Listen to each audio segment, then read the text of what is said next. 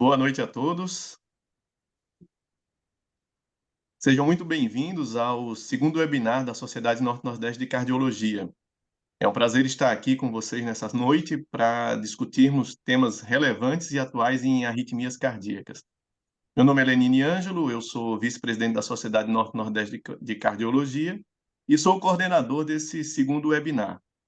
Gostaria de começar agradecendo a todos os palestrantes e participantes que se juntaram aqui a nós, especialmente aos nossos colegas da Sobrac, que estão colaborando conosco nesse evento. Nosso objetivo é oferecer informações atualizadas e práticas que possam ser aplicadas no dia a dia do clínico. Arritmias é sempre um bicho e temido por muitos, então eu queria que vocês se sentissem à vontade para participar, enviar perguntas e compartilhar suas opiniões através do nosso chat. A gente tem um chat que é para envio de mensagens e tem um link também de questões e respostas também. Eu gostaria que as perguntas fossem direcionadas a esse chat. Antes de começarmos, eu queria lembrar que esse webinar está sendo gravado e disponibilizado posteriormente, talvez até no YouTube também. Além disso, teremos uma sessão em que vocês poderão contar com a moderação de grandes nomes aqui, né? A gente tem o Dr. Alexandre Fagundes, que é o atual presidente da Sobrac, o Dr. Luiz Magalhães, que é professor e coordenador de serviço de arritmias do Hospital Universitário da Universidade Federal da Bahia, e minha querida amiga Márcia Regina, especialista em estimulação cardíaca e eletrofisiologia, e atual presidente da Regional Amazonense de Cardiologia, da CBC Regional Amazonas. Para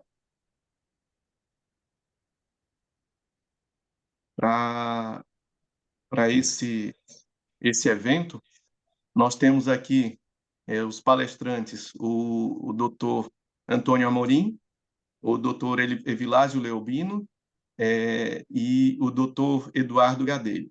Tá? Além disso, o meu conterrâneo daqui de João Pessoa, o doutor René, que vai iniciar essa tarefa apresentando uma discussão interessante sobre fibrilação atrial.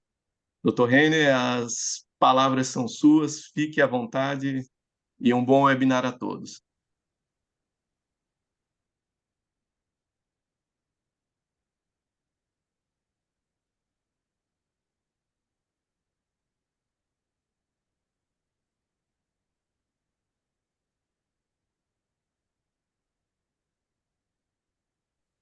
Boa noite, Lenine. Boa noite a todos, meus colegas, né? Temos aí realmente pessoas de alto gabarito, né, participando dessa reunião. Eu queria parabenizar, Lenine, pela organização do evento e agradecer também pelo convite. Então, acho que a gente já pode começar. Todo mundo está visualizando aí o slide? Perfeito. Tudo bem aí? Então tá bom. Então vamos lá. Então, eu queria agradecer, né? Então, realmente é um tema. Deixa eu só tirar isso aqui. Ok.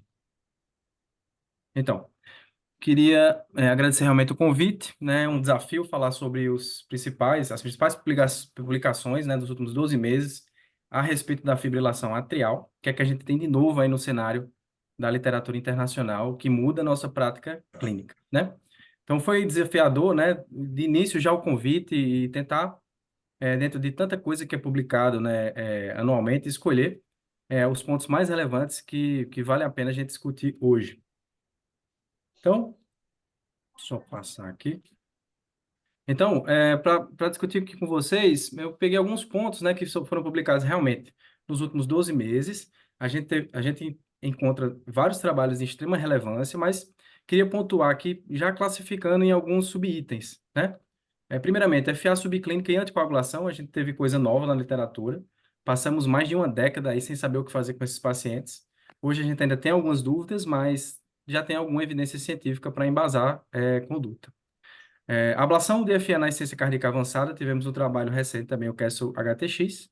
Técnicas de ablação por catéter da fibrilação atrial, tomando como referencial a ablação térmica e o que a gente tem de novo, que é o PFA, que é a ablação por campo pulsado. Novos anticoagulantes, né? A gente também tem cenário de novos anticoagulantes surgindo. E tivemos também as publicações dos guidelines, que também foram muito importantes, mas a gente vai se ater aqui aos artigos. Então, inicialmente, vem aquela dúvida, né? Se a gente identifica um paciente com FA subclínica, no dispositivo cardíaco, né? Seja um marca-passo, um CDI, um Looper, tomar a decisão se a gente vai anticoagular ou não nesses pacientes que têm um score de risco Chas-Vasco mais elevado, né? Então, essa é sempre uma dúvida que a gente fica, essa imagem realmente é da última diretriz americana, e a gente sempre vai ficar na dúvida, né? A gente tenta classificar a partir identificando se o paciente é baixo, intermediário ou alto risco, e também identificando a partir de dados da literatura que a gente mostra que episódios acima de 24 horas, eles estão mais associados a eventos trombembólicos. E aí, o que que a gente faz no cenário, exatamente essa região aqui laranja, né? O que fazer nos pacientes que têm esses eventos com intermediário e alto risco, mas que não são com mais de que 24 horas. Então, tivemos esses dois trabalhos aí nos últimos 12 meses, né? O NOAA AFNet 6 e também o Artesia. E esses dois artigos, eles trouxeram algumas informações muito relevantes. Então, inicialmente, falando aqui, mostrando aqui o desenho dos dois trabalhos, né? Eles identificaram pacientes acima de 75 anos que tinham a presença de um marca-passo, um CDI ou um Looper, cujos episódios identificados nesses dispositivos eram de taquiarritmias atriais eram superiores a 6 minutos. Um deles pontuava como até 24 horas e o outro colocava também episódios maiores do que 24 horas. A gente vê que o Artesia também, ele comparava um anticoagulante oral, né, de ação direta com a aspirina, enquanto o NOAA, ele estudava o edoxabana versus placebo, ou aspirina, em quem deveria usar aspirina. E em relação também ao desfecho primário, no Artesia, ele colocava apenas realmente o AVC isquêmico e embolismo sistêmico, né, embolia sistêmica. Enquanto o NOAA, ele colocou também, incluiu a morte cardiovascular. Em relação a sangramento, no Artesia só o sangramento maior, enquanto no NOAA, sangramento maior além de morte por todas as causas. Então, a gente encontrou, no primeiro trabalho, a gente identifica que o NOAA, que saiu no ano passado, né, no Congresso Europeu, ele identificou realmente uma ausência de redução, quando foi comparado com o tratamento placebo, não demonstrou redução de evento cardiovascular no desfecho combinado, enquanto a segurança demonstrou, na verdade, um aumento de sangramento com significância estatística. Já o Artesia, ele encontrou uma redução de evento, né, com o tratamento com a pixabana versus o grupo controle, e um discreto aumento de sangramento, que a gente vai destrinchar um pouco mais. De maneira que as duas curvas, e um trabalho do outro, a gente identifica que, em relação à eficácia, no Artesia foi encontrado a informação de benefício versus o NOAA, que foi o primeiro trabalho que saiu, que deu uma desestimulada em relação a anticoagular esse grupo de pacientes. Quando a gente pega o Artesia e vai tentar entender melhor, eu achei até melhor o desenho do trabalho, a gente vai tentar entender o porquê que teve mais sangramento e também como foram os eventos que foram reduzidos, a gente percebe o impacto nos dois grupos estudados, menos 31 AVCs isquêmicos e embolia sistêmica, e quando a gente trata de às vezes com sequela mais grave, essa redução também foi muito importante, né, de cerca de 50%. Em relação ao sangramento, teve mais sangramento, mas foi às custas de sangramento gastrointestinal, né, que a gente sabe que muitos desses sangramentos eles são passíveis de tratamento, de controle clínico. A maioria deles realmente no trabalho tem uma tabela mostrando que não houve instabilidade hemodinâmica na grande maioria desses pacientes, e foi resolvido. Em relação à artésia, já tem outros subestudos, né, subanálises desse trabalho de alta relevância, que tentou analisar se os eventos, o tempo de duração dos eventos, né, de taquiarritmia atrial identificado nos devices, se eles se correlacionavam com maior risco, mas não foi encontrado isso. A gente pensa naturalmente que quanto mais prolongados os eventos, maior a chance de eventos tromboembólicos, mas não foi encontrado isso numa subanálise. Assim também como outra subanálise que eu achei ainda mais relevante, tentou estratificar os pacientes pelo CHA-2-VASc. A gente sabe que os dois trabalhos tiveram CHA-2-VASc médio e mediano em torno de 4. Porém, no Artesia, o que é que foi encontrado? Nos pacientes que tinham CHA-2-VASc maior de 4, ou seja, 5 para cima, o benefício da redução de AVC isquêmico foi maior do que o sangramento, favorecendo realmente a conduta de anticoagular nesse grupo de pacientes. Enquanto quando o chá básico fosse no valor de 4, também mostrou benefício, porém o chá básico de 3 não foi encontrado colocando na balança, realmente não houve aparentemente uma ideia de um benefício, né? Então, acho que esses dados são relevantes para a gente utilizar na nossa prática clínica. Falando também sobre a ação de FA, na insuficiência cardíaca com fração de ejeção reduzida, o ICFA avançada, a gente já tem alguns dados da literatura, do CASTLE-AF, já tinha o ataque e outros trabalhos que mostravam a redução de melhora da fração de ejeção, redução de diâmetros cavitários. E aí? Segue com qual o resultado desse trabalho? Será que também tem um impacto positivo? Então, foi a terapia por ablação por catéter versus a terapia medicamentosa no grupo controle, porém, esses pacientes eram mais graves, um pouco mais graves do que o CASTLE-AF. Então, o CASTLE-HTX, o que é que ele analisou? Ele pegou pacientes realmente sintomáticos, com fração de ejeção menor ou igual a 35, fracional 3, 2, 3 e 4, né, pacientes que foram elegíveis para avaliação pela equipe do transplante cardíaco. E esses pacientes, eles foram submetidos realmente um para um aí, para terapia por ablação de cateter ou tratamento medicamentoso habitual. E aí o que é que encontrou? Realmente, nesse trabalho, houve uma redução, né, com significância estatística do desfecho combinado, que era composto por morte por todas as causas, piora da insuficiência cardíaca com necessidade de transplante de urgência e implante de dispositivo de assistência ventricular.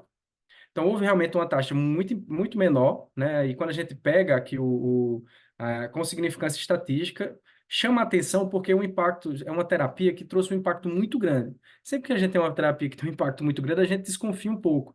Porém, são vários trabalhos já trazendo uma informação que bate, né? Então, se a gente for levantar os outros trabalhos precedentes, a gente realmente reforça mais a ideia de que a ablação de FA em pacientes que têm esse perfil, que também têm características de diâmetro cavitário, não tão elevado o diâmetro do átrio esquerdo. Cheguei a olhar qual era o diâmetro cavitário de 60 milímetros, que geralmente é um valor que a gente, a partir de 50, 55 de diâmetro do átrio esquerdo, a gente já não fica tão estimulado em fazer a ablação por catéter nesse tipo de paciente. Porém, o trabalho incluía o critério de exclusão era 60 milímetros, né? Além de outros detalhes, né, que não vem ao caso a destrinchar do trabalho, mas traz uma ideia semelhante. Quando a gente pega aqui o desfecho primário, realmente uma redução em torno de 76%, quando a gente calcula a redução de risco relativo. Em relação ao desfecho secundário, a gente observa realmente que tem impacto em morte por todas as causas, né? E quando a gente vai analisar a melhora também da fração de ejeção, diminuição importante do burden de fibrilação atrial, apesar de, mesmo após a ablação, esses pacientes terem uma carga de arritmia atrial ainda elevada, mas só o fato de ter reduzido por cerca de metade já tem impacto positivo nesse grupo de pacientes. Então, falando agora sobre as técnicas de ablação de fibrilação atrial, primeiramente, um trabalho relevante que a gente encontra, que a gente o nosso dia a dia ablação por catéter na FA paroxística, usar radiofrequência ou usar crioablação. Né? Então, a gente tem inúmeros trabalhos mostrando muita similaridade entre as duas técnicas. E aí, esse trabalho foi interessante porque ele tentou avaliar na FA paroxística, após a ablação, qual era a taxa de incidência, recorrência com FA persistente. E nesse trabalho é um trabalho que não tinha um número tão grande de pacientes incluídos, porém, a gente observa, né, que houve uma maior progressão de FA paroxística pós-ablação na crioablação do que nos pacientes submetidos à ablação por radiofrequência. E quando a gente vai trazer agora a nova técnica de ablação, que não usa energia térmica, mas ablação por campo pulsado, esse trabalho é super relevante porque foi um ensaio que analisou dois grupos, na verdade, o PFA versus a ablação térmica. Então, é um trabalho super interessante, né, como a gente traz aqui. E o que é que o Advent Trial trouxe para a gente? Bem, primeira pergunta, né? Será que a gente fazer o PFA é tão eficaz e é também seguro, tanto quanto a ablação térmica, que a gente já tem 2 décadas de uso dessas tecnologias, né?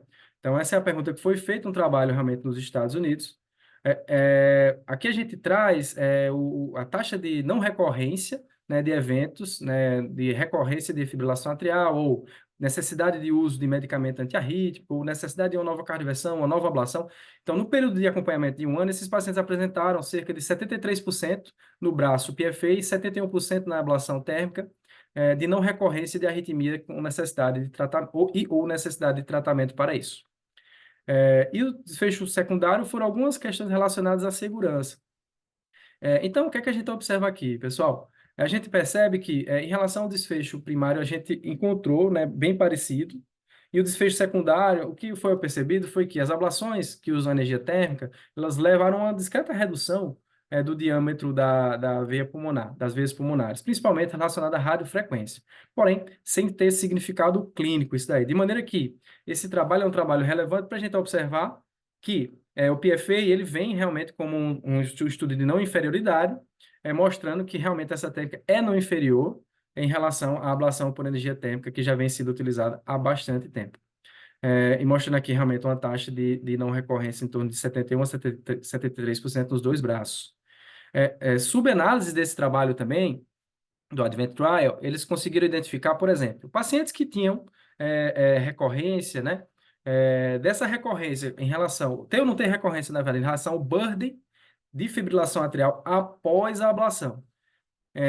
Demonstrado que quanto maior o burden, piora nos scores de qualidade de vida desses pacientes, independente de qual era o braço que o paciente foi randomizado. Assim também como, quanto maior o burden, maior a necessidade de novas terapias. Lógico que um paciente com um burden acima de 10, é fácil a gente pensar que ele vai ter mais necessidade de repetir ablação ou cardioversão.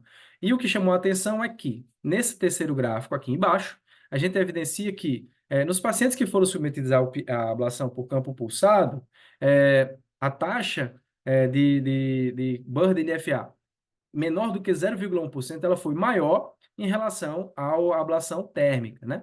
De maneira que esse burden maior do que 0,1% é cerca de 50% maior nos pacientes submetidos à ablação por crioablação ou radiofrequência, 50% maior em relação ao PFA. E outro subanálise interessante do trabalho do Advent Trial é essa análise que identifica o que acontece em relação à modulação autonômica dessas três técnicas. É super interessante esse trabalho porque ele evidencia aqui nesse primeiro gráfico a frequência cardíaca média dos pacientes pré-ablação, 6 meses após a ablação, 12 meses após a ablação. Observando que os pacientes que são submetidos à ablação de energia térmica, né, seja a radiofrequência ou crioablação, ocorreu uma elevação da frequência cardíaca basal, persistindo após 12 meses. Enquanto o PFA, praticamente não houve. Lembrando que a gente está trabalhando com uma tecnologia, o PFA, que é tecido específico, célula específica. Poupa, então, lesão de outras células, incluindo o sistema nervoso autônomo que está na superfície epicárdica da parede atrial, na qual a radiofrequência e a crioablação acabam atingindo durante o momento da aplicação da energia, levando a uma certa denervação, como a gente tem inúmeros trabalhos mostrando até o impacto disso clínico em pacientes que têm uma hipertonia vagal ou síncope vasovagal cardioinibitória. Mas, de fato, assim, a gente mostra que, de repente, se você tem um paciente que tem de base, né, uma bradicardia, talvez para esse paciente é melhor fazer uma ablação. Se ele tem uma hipertonia vagal, é melhor esse paciente talvez seja um candidato bom para ablação por energia térmica mesmo, usando as técnicas de radiofrequência ou crioablação, uma vez que podem elevar o nível de frequência cardíaca basal.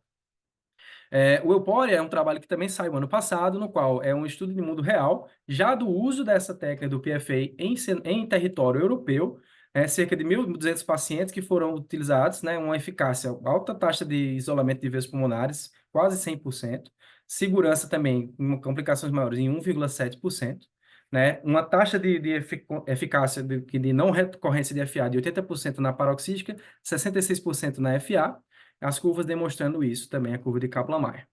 E o último trabalho que eu queria trazer para vocês, que eu acho assim, disruptivo, apesar de não ter ainda o trabalho publicado, mas é um estudo de fase 2, no qual essa medicação, que é o abelacimab, ele foi trabalhado, o abelacimab é um inibidor, um anticorpante monoclonal que inibe o fator 11. Esse fator 11 ele está menos associado à formação do trombo inicial, de maneira que ele age mais na consolidação do trombo, sendo mais eficiente para evitar eventos trombóticos do que para atrapalhar a hemostasia normal do paciente. De maneira que, em outros trabalhos, inclusive para a TVP, ele mostrou menos sangramento. E aqui, versus a rivaroxabana que a gente também evidenciou menos taxa de sangramento maior nesse grupo de pacientes submetidos ao uso do ebelacimab. Então, é um medicamento tem ensaio clínico randomizado estudando o benefício nos pacientes que têm alto risco de sangramento ou contraindicação ao uso de anticoagulante. Então, as conclusões que a gente chega, FA subclínica e anticoagulação. São necessários mais estudos. Os dois trabalhos que a gente apresentou, eles são divergentes, mas também tem detalhes de metodologia diferentes. Mas parece que o chá vasco acima de 4 pode sim reduzir o AVC isquêmico e embolia sistêmica. E CFE com FA, né, o CFA avançado com FA, também pareceu corroborar os trabalhos anteriores, que tem impacto positivo para a redução de mortalidade e também transplante. Além de, a ablação por catéter com PFA é não inferior à ablação térmica e mais seguro para lesões órgãos adjacentes. E esses novos anticoagulantes também são promissores no cenário para redução de sangramento. É isso que eu queria falar. Obrigado, pessoal.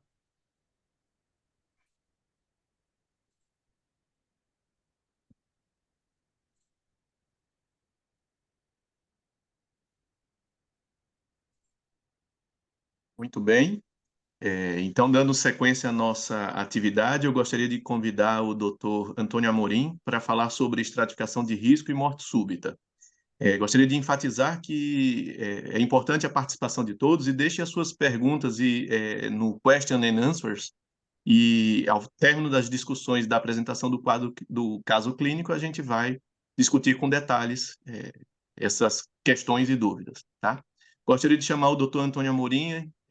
Faça as vezes, meu amigo, seja bem-vindo. Muito obrigado por ter aceito o convite. Muito obrigado também, Renê, pela sua participação. Boa noite, pessoal. Deixa eu só compartilhar aqui a tela.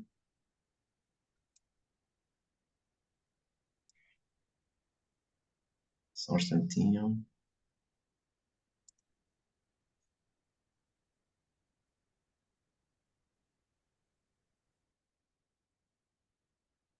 Estão conseguindo ver?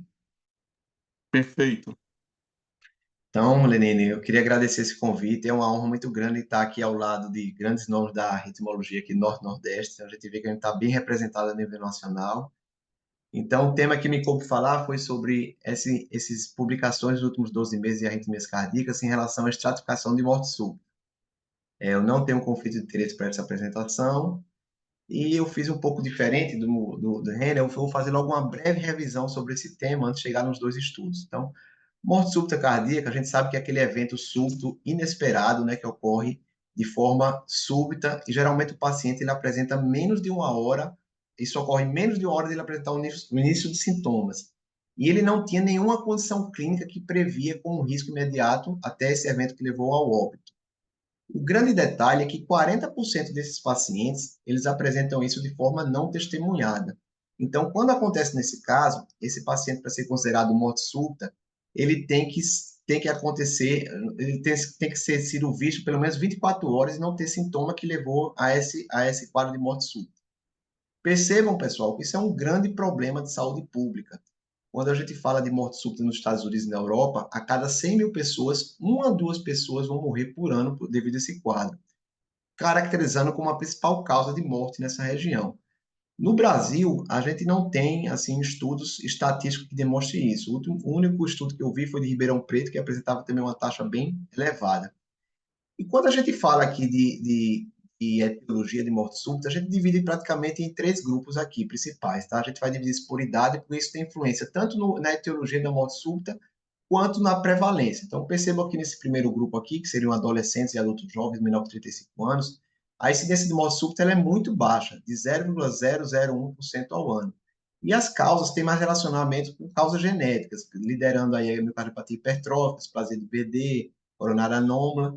Quando a gente passa já para o segundo grupo, que é o grupo formado por adultos maior que 35 anos, indo uma faixa etária até os 50 anos, essa casuística já aumenta para cerca de 0,1 a 0,2% ao ano. E a etiologia mais frequente já passa a ser a doença coronariana, seguida pela miocardiopatia dilatada, tendo uma miscelânea também com algumas causas do primeiro grupo. Já nos pacientes acima de 50 anos, isso está mais relacionado a doenças cardíacas já prevalentes que os pacientes apresentam, como doença coronariana, cardiomiopatia dilatada e doença valvar. E esses pacientes cardiopatas já aumentam muito a incidência de morte súbita, pode chegar a 10 a 25% por ano. E o grande problema é que os pacientes maiores de 35 anos vão apresentar esse quadro de morte súbita em cerca de 2/3 dos casos como primeiro evento clínico. Então, perceba, eram pacientes previamente saudáveis que vão ter aquela doença exposta como um quadro de morte súbita pela primeira vez. Então, é um desafio muito grande a gente fazer uma estratificação nesse grupo. É de muito importante a gente saber fatores que a gente possa estratificar para identificar, para evitar que isso ocorra um quadro fatal desse, num grupo desse. Então, durante muitos anos, foram tentados vários estudos, tentar meios de como a gente estratificar esses pacientes no geral. Isso aqui é um artigo de revisão do Maurício Pimentel, que ele falou sobre estratificação de risco de pacientes de morte súbita e cardiopatia não isquêmica. Então, ele mostra esse gráfico aqui, que ele coloca como preditores de alto risco, marcadores de alto risco, como síncope, fração de ejeção menor que 35, menor que 35 anos, estudo eletrofisiológico positivo e fibrose cardíaca. Alguns ficaram como indeterminados, já foram testados bastante, como alternância de onda T, variabilidade da frequência cardíaca, avaliação genética, que ainda não está tão bem estabelecida, dependendo da patologia. E isso continua sendo um nosso grande desafio. Porém, o que a gente sabe é que algumas doenças, isso já está bem estabelecido na literatura, entre eles a miocardiopatia isquêmica, onde ocorreu diversos estudos já bem elaborados, e isso já é bem sedimentado, que esse grupo de pacientes, a gente sabe sim elaborar de uma forma precisa essa estratificação, que é baseada principalmente na fração de ejeção e na classe funcional. Quando a gente fala já na miocardiopatia não isquêmica, a gente sabe que a redução da fração de ejeção é também o principal fator de risco. Porém, o estudo eletrofisiológico ele já é um pouco controverso e, atualmente, vem apresentando alguns fatores de risco que possam nos ajudar, como a presença de fibrose miocárdica e as mutações do gene da laminina. Então, aqui, se vocês não leram ainda, eu recomendo ler, né, que é a nossa diretriz de dispositivos eletrônicos 2023, que está bem estabelecidas as indicações de profilaxia secundária na miocardiopatia isquêmica e na miocardiopatia não isquêmica. E aí foi o meu desafio, né? Quando o Lenin pediu para elaborar estudos sobre isso, eu disse, vamos lá, eu não lembrava assim de cara de estudos de estratificação de risco. Quando você vê que você vai atrás no PubMed, você vê que o número é muito baixo de estudos recentes. Então foi uma coisa que foi muito estudada no passado, talvez porque já está estabelecido muita coisa. Então a gente teve uma incidência muito baixa no último ano de estudos no assunto. Então, eu resolvi pegar 2 estudos a princípio, que eu acho que pode assim, nos ajudar na prática clínica, tá? Que é um estudo de ressonância magnética e um estudo de drogas de insuficiência cardíaca, que eu vou comentar a partir de agora. Esse foi um estudo que foi elaborado sobre ressonância cardíaca na predição de redução de risco de morte súbita em pacientes portadores de miocardiopatia dilatada. A gente sabe bem que os pacientes portadores de miocardiopatia dilatada, eles apresentam um índice alto de morte súbita cardíaca, pode chegar a 30%. E apesar de todo o avanço, nós estamos em 2024, nós temos avanço de tratamento medicamentoso, avanço nos dispositivos, avanço com relação ao transplante cardíaco, a mortalidade permanece ainda muito elevada. E as diretrizes estão bem estabelecidas, que nos pacientes com fração de ejeção menor que 35% e NIRA 2 e 3, está bem estabelecido que a indicação é o implante CDI com profilaxia primária. Porém, o que é que a gente sabe? Esse grupo de pacientes com fração de ejeção menor que 35%, ele está estabelecido 2 grandes riscos, não é só risco de morte súbita cardíaca, ele tem um risco grande de morte por progressão da própria doença da insuficiência cardíaca, por causas não arritmogênicas. Então, a gente coloca no mesmo balaio um grupo de pacientes que pode morrer por 2 causas específicas e a gente está colocando CDI nesse grupo. O Dennis mesmo foi um estudo que mostrou isso, que assim, a gente teve um resultado negativo sobre a utilidade do CDI nesse grupo, não reduziu mortalidade com relação ao outro grupo. Então, a gente necessita de métodos mais precisos, né? Identificar esses indivíduos que têm um risco maior realmente de morte súbita por arritmia e não por insuficiência cardíaca. E a gente sabe que uma das coisas que a gente avalia muito bem com relação a isso é com relação à procura de regiões de cicatrização e fibrose. Está bem documentado que isso tem relação direta com o desenvolvimento de arritmias ventriculares complexas. E quando a gente fala de fibrose, a gente tem 2 tipos de fibrose praticamente. A gente tem a fibrose focal e tem a fibrose difusa. A fibrose focal ela é muito avaliada com o realce tardio do gadolínio, tá? Que a gente encontra muito isso nos estudos. E está totalmente relacionado com os eventos de morte súbita cardíaca. Já a fibrose difusa, a gente tem duas maneiras de avaliar, através do mapeamento T1 e da fração de volume extracelular. Isso está mais relacionado a um prognóstico ruim daquele paciente. Porém, o papel da fibrose em diferentes ensaios clínicos permanece um pouco obscuro. A gente não está tão bem estabelecido ainda como isso um fator de estratificação de risco. Então, o objetivo desse estudo foi justamente isso, fazer essa avaliação desse miocárdio com a ressonância para prever eventos de morte súbita cardíaca, propondo um algoritmo de estratificação de morte súbita na cardiopatia não isquêmica. Então, foi um estudo prospectivo, um estudo de centro único, onde eles pegaram pacientes portadores de miocardiopatia dilatada, que realizaram ressonância entre 2012 e 2020, pacientes esses que eram acompanhados através de ligação telefônica e revisão do prontuário, e o desfecho primário desses pacientes era justamente a ocorrência de morte súbita e choque apropriado pelo CDI, e um paciente que sobreviveu a uma parada cardíaca. E o que foi que ele fez nesse estudo? Ele criou categorias de risco, tá? Ele classificou 6 grupos, onde ele avaliava o realce tardio pelo gadolínio e o mapeamento T1 nativo. Então, por exemplo, o grupo 1, o realce tardio era negativo e o mapeamento T1 de fibrose era menor que 2 desvios padrões. E assim ele foi criando grupos, né? Então, por exemplo, o grupo 6, ele tinha um mapeamento T1 maior que 4 desvios padrões e um realce tardio positivo. Então, foi um total de 858 participantes, após a exclusão de alguns pacientes desse estudo, onde ocorreram cerca de 70 episódios de morte súbita cardíaca e 97 episódios relacionados à insuficiência cardíaca. Então, foram 70 episódios de eventos relacionados à morte súbita cardíaca, como eu falei, e 97 relacionados à insuficiência cardíaca. Onde o da morte súbita cardíaca, a gente teve 52 que apresentaram morte súbita, 14 choques apropriados e 4 recuperações por PCR.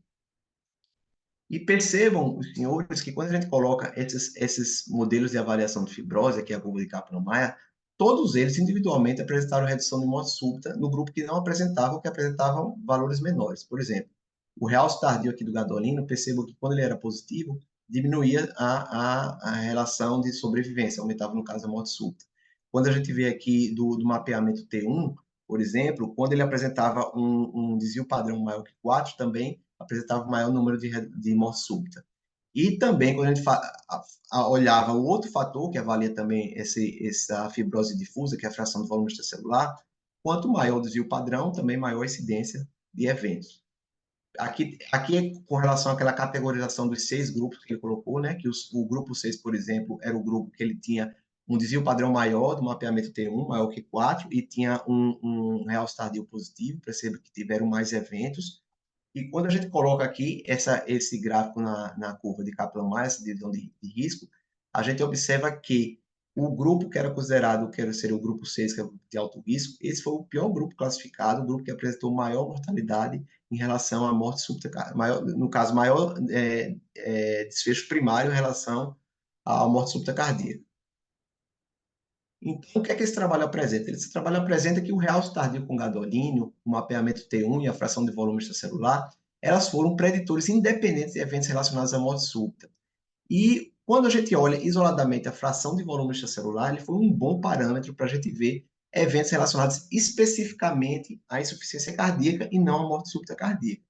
E quando a gente coloca uma categoria dupla, que você avalia o realce tardio com gadolínio com o mapeamento T1, para vocês terem ideia, isso foi superior a você olhar isoladamente a fração de ejeção com o realce tardio com gadolínio no reconhecimento de eventos relacionados à morte súbita cardíaca. Então, uma das informações que ele discute com relação a esse trabalho, que através dessas análises você pode tentar melhorar a sua estratificação para tentar ver realmente o paciente dentro daquele grupo da miocardiopatia não isquêmica, o paciente que realmente precisaria do uso do desfibrilador para evitar a morte súbita cardíaca, para evitar os eventos arritmogênicos, e não a morte por insuficiência cardíaca. O segundo trabalho, eu terminei tendo que, devido àquela dificuldade, eu peguei um pouquinho de um ano anterior em relação à data provável, mas porque eu acho que é um estudo que tem uma relevância clínica importante, da gente estar conversando, discutindo, acredito que tem muitos cardiologistas clínicos aqui no nosso meio, que foi esse grande estudo sobre o uso do DAPA na insuficiência cardíaca, que mudou paradigmas. Então, isso aqui é uma subanálise, tá? Do uso do DAPA, desse estudo, avaliando a relação em arritmias ventriculares, parada cardíaca ressuscitada e morte súbita cardíaca. Então, a gente sabe também estabelecido na literatura que o SGLT2, eles reduzem a piora de insuficiência cardíaca e morte por causas cardiovasculares em pacientes com insuficiência cardíaca e fração reduzida. Isso já está bem documentado nos últimos anos e virou um novo pilar no tratamento da insuficiência cardíaca. E a gente sabe que as arritmias ventriculares são comuns e uma das principais causas de morte súbita no paciente portador de insuficiência cardíaca com fração reduzida. Não é à toa que um dos principais parâmetros que a gente usa para o implante CDI seria a fração de ejeção abaixo de 35%, por exemplo. E essa morte súbita cardíaca ela vem diminuindo muito nas últimas 3 décadas. Porém, ela ainda é considerada a principal causa de mortalidade nesse grupo de pacientes cardiopatias, como eu coloquei naquele slide no começo da apresentação, chegando a mortalidade de 10 a 25%. Então, a hipótese dessa subanálise foi que será que o SGLT2 ele pode reduzir as arritmias ventriculares? Então, foi feita essa análise pós-hoc, tá? Do estudo, que foi um estudo randomizado, duplo cego, com pacientes portadores de insuficiência cardíaca e fração de ejeção reduzida, e foi dividido em 2 grupos, onde um grupo recebeu DAPA 10 miligramas e outro grupo foi placebo. Os critérios de inclusão eram pacientes acima de 18 anos, classe funcional de 2 a 4, fração de ejeção menor que 40%, e todos eles tinham que estar com tratamento otimizado para insuficiência cardíaca, sendo ele através de terapia medicamentosa ou através do implante de dispositivos. E o desfecho primário composto desse estudo seria justamente a presença de arritmia ventricular grave, PCR ressuscitada e morte súbita. Então, no total de 4.744 pacientes, 115 apresentou arritmias ventriculares complexas. Das 500 mortes do estudo, cerca de 41% foi considerado por morte súbita. E o trabalho, ele apresentou grupos, no geral, homogêneos, tem algumas diferenças, como, por exemplo, sexo masculino, nível do BNP, mas, no grande geral, as categorias eram homogêneas. E quando a gente vai ver o resultado, a gente percebe que, com relação à arritmia ventricular complexa, parada cardíaca com morte súbita, o grupo que teve o uso da DAPA, ele teve uma redução desses desfechos em relação ao grupo placebo. Então, a DAPA ela reduziu significativamente o risco de arritmias ventriculares graves, parada cardíaca ressuscitada e morte súbita em pacientes com insuficiência cardíaca e fração de ejeção reduzida. Outro fator que foi discutido nesse trabalho é que, como um preditor de pior prognóstico, níveis elevados de proBNP. E, com certeza, como você sabe, isso é uma subanálise, então tem uma limitação por isso. Então, seria necessário que a gente realizasse ensaios clínicos randomizados para esse objetivo, mas coloca um ponto importante na discussão da estratificação de morte súbita. E só para finalizar, eu queria convidar todos vocês para o nosso Congresso Norte-Nordeste de Cardiologia, que vai ocorrer nos dias 15 e 17 de agosto. A programação está muito boa, tá? Em relação às arritmias, tem muita coisa legal. A gente vai ter o simpósio da SOBRAC, a gente vai ter um curso de eletrocardiograma, a gente vai ter um curso pré-congresso para o clínico que vai estar discutindo arritmias cardíacas, e a gente espera a presença de todos vocês lá. E queria convidar depois também, há uns dias depois, então você vê que tem vários eventos de arritmia no Nordeste, isso é legal, a gente está organizando esse evento aqui, a SBC do Rio Grande do Norte, que é o primeiro Arritmia Nordeste, com apoio da Norte-Nordeste de Cardiologia, um evento que a gente vai contar também com a presença de vários palestrantes a nível da região, e que a gente quer que cada ano, quem sabe, fique organizado por um SBC estadual de outro estado do Nordeste. Muito obrigado. Parabéns pela sua apresentação, Amorim. É sempre interessante entender como a gente deve avaliar a estratificação de risco de morte súbita. Dando seguimento, eu gostaria de chamar o Dr. Evilásio Leobino para fazer a discussão sobre terapia de ressincronização cardíaca e estimulação fisiológica. Evilásio, meu conterrâneo do Ceará, as palavras são suas, seja bem-vindo. Benini, tudo bom? Boa noite a todos. Inicialmente, querer agradecer a você aí pela lembrança, pelo convite. E a gente vai falar agora sobre terapia de ressincronização e estimulação fisiológica. Deixa eu só ver como é que eu compartilho aqui minha tela.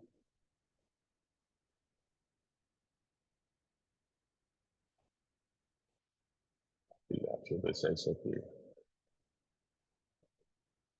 Não. Vocês estão vendo aí? Está compartilhando, Lenine? Perfeito, dá para ver sim. Tá ok.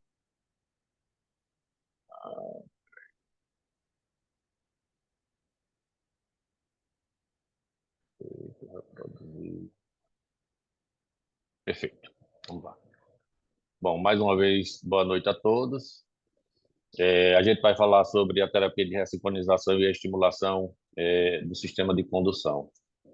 Eu não tenho nenhum conflito de interesse, Opa,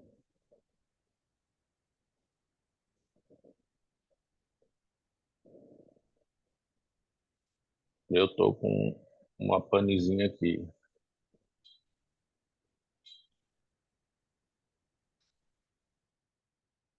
Interromper.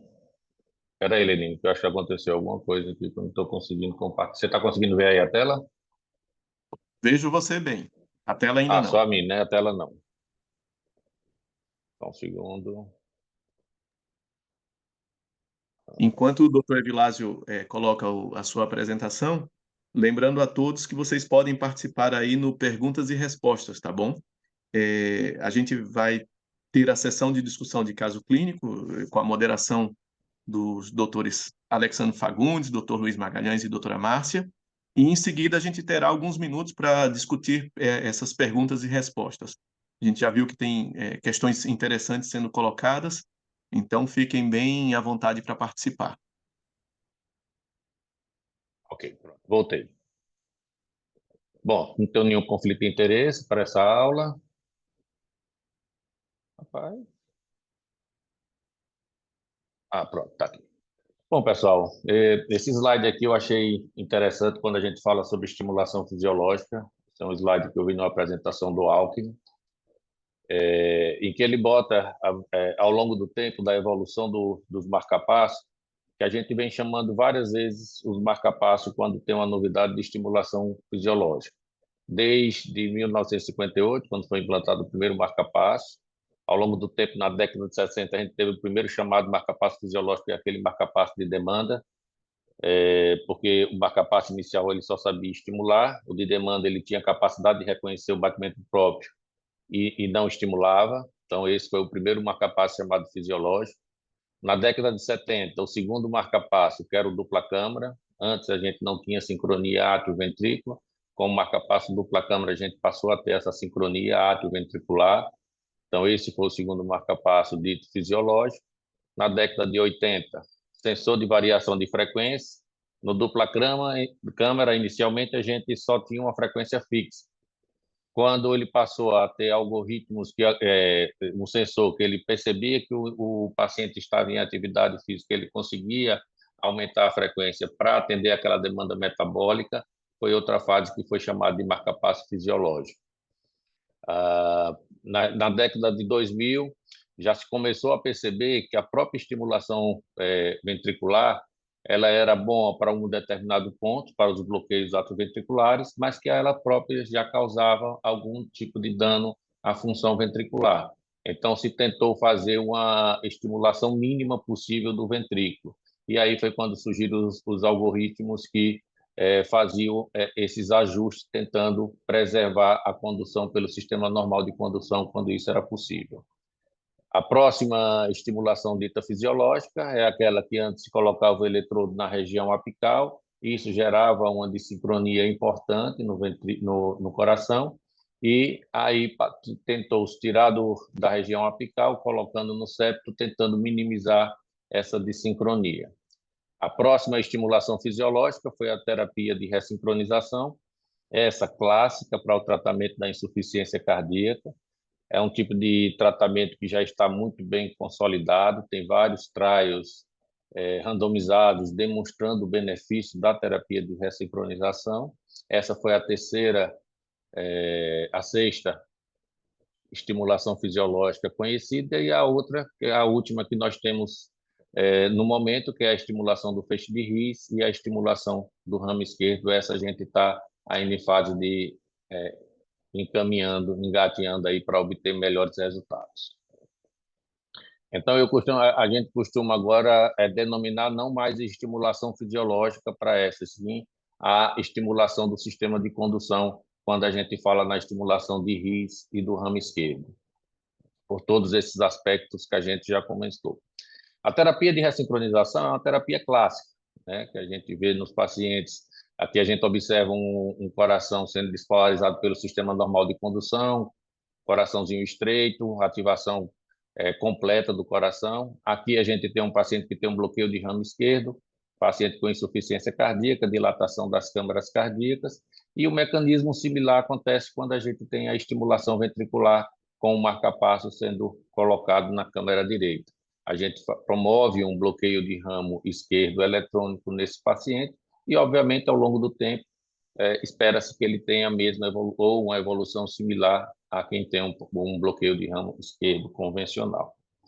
Então, ao longo do tempo, o marca-passo, que era herói, sai do herói para o vilão, onde ele é necessário para estimulação e para reverter os bloqueios. Ele, ao longo do tempo, a gente percebe que quanto mais ele estimula, ao longo do tempo, pior quanto maior o tempo de estimulação ventricular, pior é a fração de ejeção ao longo do tempo. E isso por essas questões que a gente já debateu anteriormente, que é um mecanismo fisiopatológico semelhante ao que a gente tem no bloqueio de ramo esquerdo. A miocardiopatia induzida pelo marca-passo, ela tem uma incidência em torno de 10 a 20% em 3 a 4 anos. E ela é tida como uma queda da fração de ejeção menor do que 50%. Só que, na realidade, isso é só uma ponta do iceberg, né? Quando a gente faz uma avaliação a grosso modo, tem várias coisas que podem estar influenciando e não necessariamente só a queda da fração de ejeção abaixo de 50%. A gente tem que avaliar as condições clínicas, né? Uma piora de uma cardiopatia já pré-existente, a presença de sintomas, hospitalização por descompensação da insuficiência cardíaca, a própria presença da fibrilação atrial e outros mecanismos que podem ter lançado como parâmetro para a gente avaliar essa evolução negativa dos pacientes portadores de marca-passo. Então, o que é que a gente tem nos trabalhos que são normalmente mais aceitos para dar o diagnóstico de cardiomiopatia induzida pela estimulação ventricular? É uma redução da fração de ejeção superior a 10% ou uma redução absoluta menor do que 50%, independente dos sintomas. Outra definição, a redução da fração de ejeção superior a 10% ou redução absoluta menor do que 45% em pacientes portadores de estimulação cardíaca artificial, uma redução absoluta de menor do que 40% ou indicação de um upgrade para terapia de ressincronização, aí nesse caso já associado, obviamente, aos sintomas e à refratariedade da terapia medicamentosa, como a gente já viu que nós tivemos um avanço muito grande na terapia medicamentosa para o tratamento da insuficiência cardíaca, ou uma redução menor ou igual a 5% associada a sintomas de insuficiência cardíaca sem uma causa aparente. Então, a gente vê que tem várias definições para a miocardiopatia induzida pela estimulação cardíaca, e isso, obviamente, vai gerar nos estudos diferentes incidências dessa entidade nos pacientes portadores de estimulação cardíaca artificial. A técnica clássica da terapia de ressincronização, como é de conhecimento de todos, né? A gente coloca um eletrodo no septo do lado direito, o outro faz uma cateterização do seio coronariano. Essa cateterização a gente coloca e a ideia é tentar promover uma estimulação simultânea do ventrículo direito com o ventrículo esquerdo, minimizando o atraso de condução na parede do ventrículo esquerdo, principalmente nas porções distais, o que acontece quando a gente tem uma estimulação única aqui no ventrículo direito. Os pacientes que têm mais resposta à terapia de ressincronização, a gente já sabe, né? Tem uma ideia mais ou menos de quem é aqueles que têm o maior benefício, que são os pacientes com QRS largo, bloqueio de ramo esquerdo, maior do que 150 milissegundos, mulheres e a cardiomiopatia não isquêmica. Aqueles que têm baixa indicação ou nenhuma indicação, QRS estreito, né? O bloqueio não ramo esquerdo, e que seja mais estreito, menor do que 130 milissegundos, são aqueles que não têm uma boa resposta. Então, como eu já falei, a terapia de ressincronização ela é clássica, né, para o tratamento da insuficiência cardíaca, está muito bem sedimentada, só que a gente tem um calcanhar de Aquiles que são os não respondedores, que a gente pode partir na premissa que pode ser um retardo na indicação do tratamento, para ele, mesmo com o tratamento otimizado medicamentoso, pode ser tendo deixado muito à frente com a evolução da doença, e aí a gente perde um pouco o time, mas tem várias outras questões que podem estar influenciando, né? Esses 30% de não respondedores, bloqueio de ramo estreito pode ser mais estreito, bloqueio de ramo direito, uma anatomia dos seios favorável, a presença de fibrose no local onde a gente coloca, onde é para colocar o eletrodo, a gente fica muito nessa dependência da veia, e se naquela região, naquele local da veia tiver área de fibrose, menor é a resposta à terapia de ressincronização. Diante de todos esses desafios, né, que a gente enfrenta em relação à terapia de ressincronização, mesmo sabendo que ela é o padrão ouro e que tem um benefício muito grande, surgiu a necessidade da gente procurar novas alternativas para esses pacientes quando a gente não consegue. E aí surgiu a técnica de estimulação do sistema de condução. Inicialmente foi proposto para a estimulação do feixe de His, que foi muito utilizada nesses últimos tempos, mas a gente tinha muito problema com relação ao posicionamento, né? Tecnicamente é difícil de colocar na região do feixe de His. É uma região fibrosa, por ser fibrosa a gente tem uma necessidade de utilização de energias muito altas, isso diminuía o tempo de bateria do marca-passo, e no segmento a gente tinha um problema com relação, às vezes, à perda de captura, ou por aumento de limiar, ou por deslocamento do próprio eletrodo naquela região, o que poderia trazer grandes problemas. Então, aí, ao longo do tempo, evoluiu com a estimulação do ramo esquerdo, ou da região próxima do ramo esquerdo, onde a gente faz a localização do feixe de His, entra no ventrículo em direção à ponta do ventrículo direito, cerca de 2 centímetros, aproximadamente, é onde a gente tem mais ou menos a localização do feixe de His, e aí a gente faz a penetração do eletrodo dentro do septo interventricular, até que a gente encontre as características eletrocardiográficas adequadas para aquela localização do dispositivo.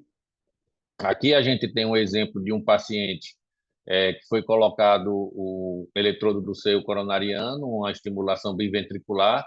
O paciente tinha uma fração de ejeção de 35%. Hoje ele passou no consultório, foi hoje que eu consegui fazer esse eletrocardiograma dele. Ele clinicamente está excelente, só que assim, a fração de ejeção a gente não teve uma melhora considerável. Ele saiu de 35% para 37% de fração de ejeção, só que clinicamente, paciente com várias internações por descompensação da insuficiência cardíaca, edema de membros inferiores, cansaço, limitação física, e após a colocação do ressincronizador, hoje ele está totalmente compensado da insuficiência cardíaca. E aqui do lado, a colocação de um marca-passo fisiológico, marca-passo do sistema de condução, onde a gente observa praticamente quase que uma ativação dentro da normalidade desse QRS. Aqui a gente vê muito que está unipolar, numa programação bipolar você pode até passar despercebido que isso é eventualmente uma estimulação cardíaca artificial. Em 2023, a Sociedade Europeia, juntamente com outras sociedades, lançaram uma diretriz para direcionar e para tentar otimizar e padronizar a implantação do marca-passo do sistema de condução, onde ele determina onde é a questão do feixe de His, onde é aquela questão que a gente chama da área do ramo esquerdo, que pode ser o tronco do ramo esquerdo, pode ser uma região septal próxima a ele ou os seus fascículos, onde se pode fazer a capturação deles e fazer a estimulação a partir do momento que a gente vai penetrando no septo, a gente vai vendo uma variação da morfologia do QRS estimulado, até que a gente encontre uma morfologia com um padrão de bloqueio de ramo direito, com essa morfologia, um QR, como a gente está observando aqui, ou uma morfologia R pequeno, S e um R grande, demonstrando que a gente está na região do ramo esquerdo.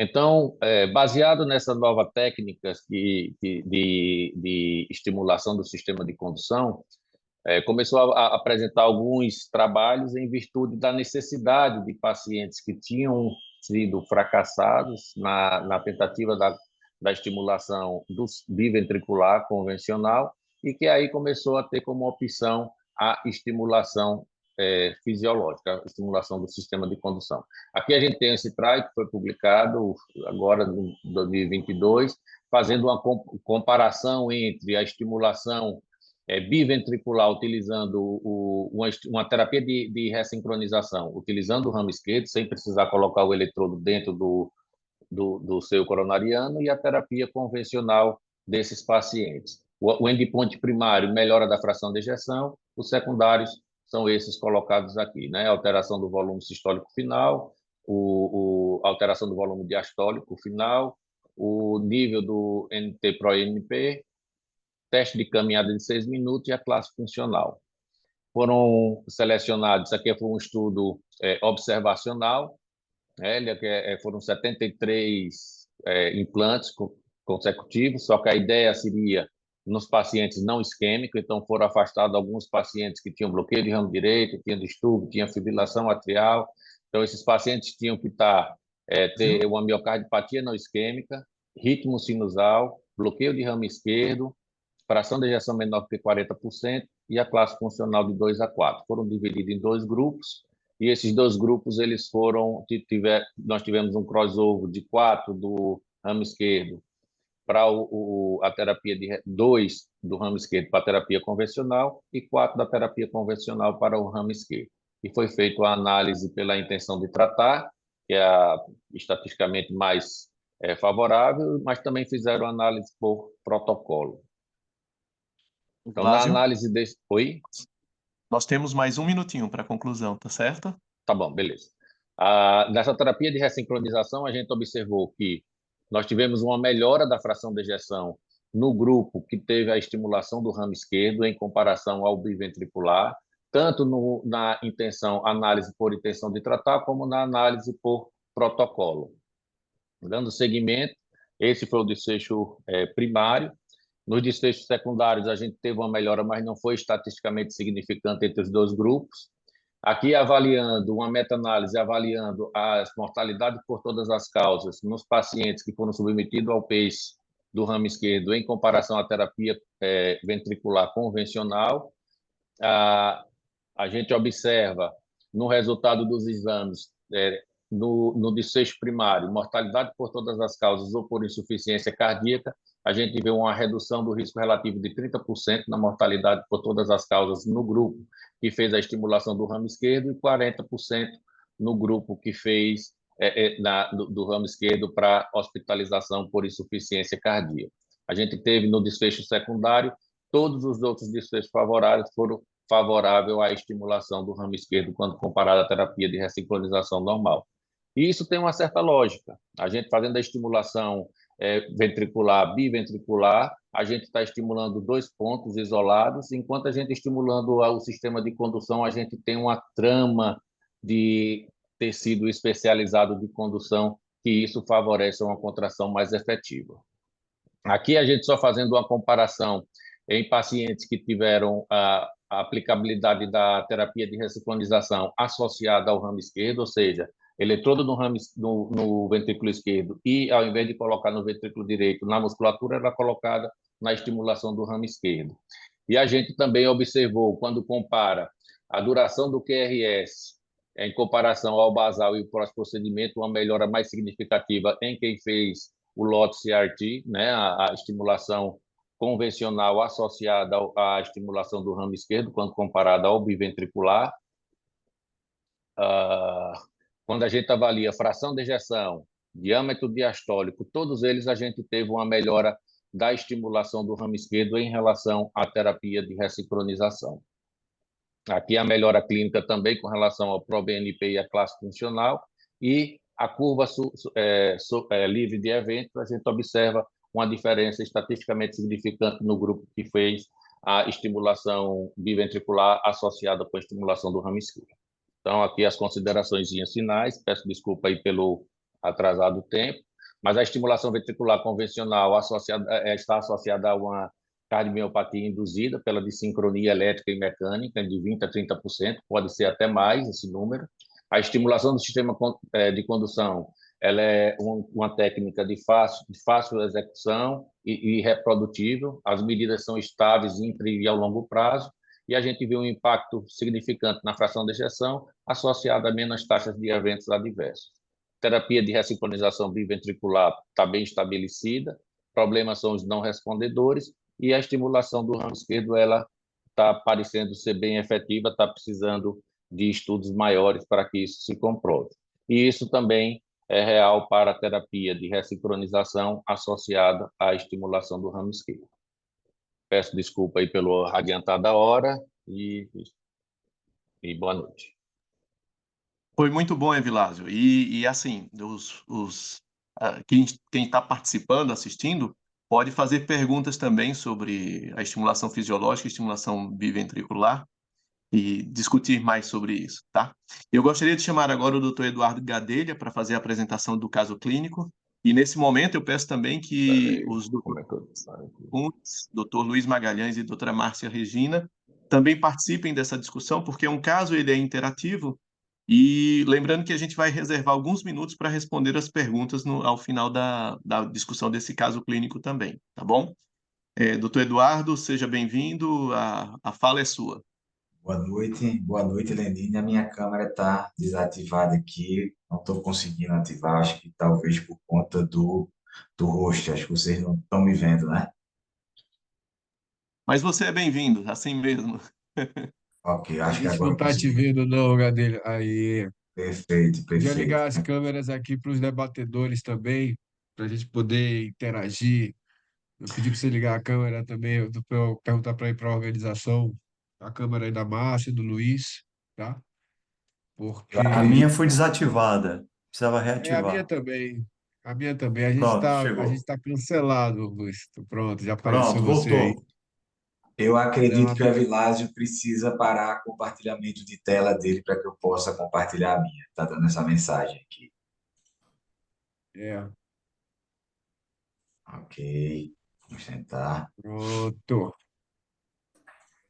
Bom, pessoal, só mais um lembrete aí. Enquanto o Eduardo vai apresentando o caso, vocês podem colocar as perguntas aqui no Q&A. Já tem uma pergunta aqui, viu, Eduardo? A gente vai dar sequência aí com o caso que você vai ilustrar para gente. E vamos Perfeito. aproveitar aqui a presença do Luiz e da Márcia aí para ver se a gente ajuda a esclarecer alguns pontos aí. Mas vamos ver o caso que você está trazendo aí.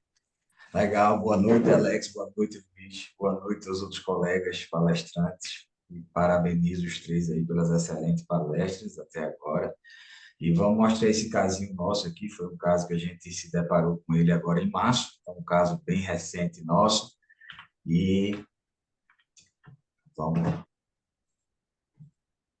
Pronto.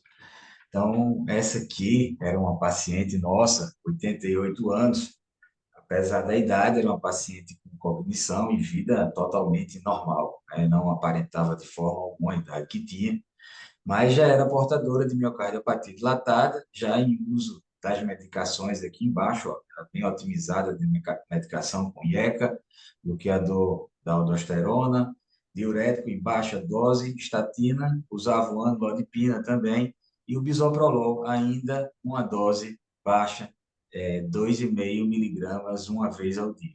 Tá? Então, essa era a condição dela. Ela internou com um quadro de dispneia, ortopneia, tinha edema de membros inferiores, dispneia paroxística noturna, mas negava dor torácica, tonturas ou mesmo síncope. Então, realmente eram sintomas de insuficiência cardíaca. Nós tivemos, então, fizemos aqui a data do exame, a 11 de março de 2024, perdão, nós tivemos acesso a esses dois eletrocardiogramas que, se os nossos amigos já quiserem comentar o eletro, já ficamos à disposição, se não, sigo em frente com o caso. Alguém quer comentar? Eu não sei se tem alguma pergunta da plateia em relação a esse eletrocardiograma aqui. Deixa eu ver aqui se tem alguma coisa já aqui. Eu acho que não. Ninguém quer. Você quer comentar alguma coisa desse eletro aí, Luiz? Tá tranquilo, eletro Então, fácil? tranquilo. Eduardo, boa noite. Você tem perguntas para nós ou a gente Tenho já pode sim, escrever o eletro? Tenho sim, não, posso comentar o elétrico, tal, se vocês quiserem comentar alguma coisa, mas vai ter um momentinho aí para perguntas, até em seguida do eletrocardiograma. Posso Perfeito, comentar. Então, vamos lá. Aqui perfeito. temos aqui o eletrocardiograma, tem um ritmo sinusal, observamos aqui um QRS alargado, observa-se também aqui, ó, algumas ectopias com o QRS um pouquinho mais alargado.